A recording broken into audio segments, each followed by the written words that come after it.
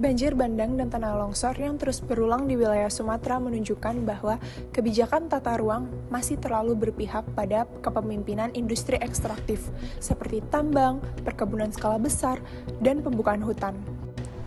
Padahal, kawasan hulu dan hutan memiliki fungsi penting sebagai daerah resapan air serta penahanan longsor. Pemerintah dinilai kurang mempertimbangkan hasil riset ilmiah dan kajian lingkungan dalam memberikan izin konsesi. Banyak wilayah yang seharusnya dilindungi justru dialihfungsikan menjadi area industri. Akibatnya, daya serap tanah menurun, hutan gundul, dan aliran hujan tidak lagi diserap dengan baik, sehingga memicu terjadinya banjir besar dan longsor. Selain itu, lemahnya pengawasan terhadap perusahaan juga memperburuk kondisi. Banyak aktivitas pembukaan lahan yang dilakukan tanpa memperhatikan dampak ekologis jangka panjang. Masyarakat sekitar akhirnya menjadi pihak yang paling dirugikan karena mereka kehilangan lahan, rumah, bahkan korban jiwa terus bertambah setiap musim hujan. Kebijakan ini menunjukkan bahwa pembangunan masih mengutamakan keuntungan ekonomi jangka pendek dibanding keselamatan lingkungan dan masyarakat. Untuk mengatasi masalah ini, diperlukan langkah nyata dari pemerintah dan berbagai pihak. Berikut beberapa solusi yang dapat dilakukan. Pemerintah perlu mengevaluasi seluruh izin tambang dan perkebunan di daerah hulu, kawasan lindung, dan wilayah yang rawan bencana. Jika terbukti dapat merusak lingkungan, maka izin perusahaan harus dicabut. Penyusunan tata ruang harus melibatkan ahli lingkungan, akademisi, dan juga masyarakat lokal agar pembangunan tidak merusak daerah resapan air dan juga hutan lindung.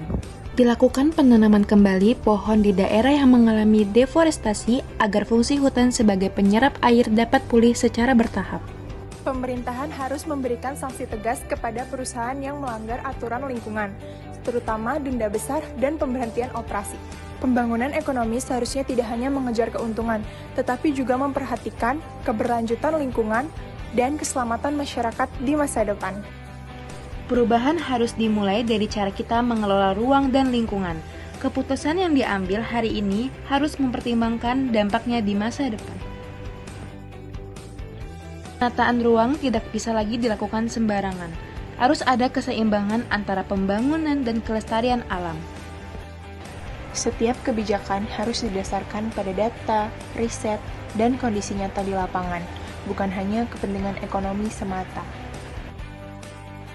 Pengawasan juga harus lebih serius.